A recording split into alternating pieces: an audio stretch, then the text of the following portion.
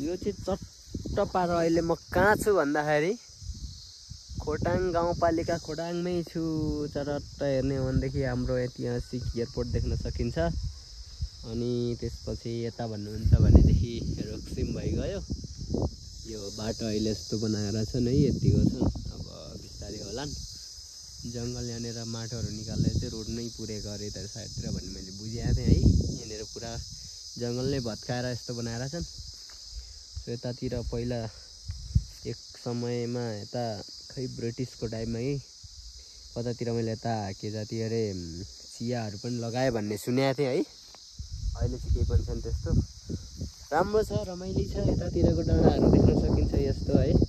अब उता भनौँ भनेदेखि के जाति अरे हाम्रो सावाकोटारे पर्छ यो साइड सिधा अगाडि है। अनि यता मास्तिर अब भइगयो तपाईँको बिरखर्क, त्यहाँदेखि उता भोजपुर। सो यता चाहिँ अब खोटाङ लिच्किराम चाहिँ सिम्पानी जाने बाटो यो सिधा यता मेरो यता छ यात्री साथी। ल ठिक छ।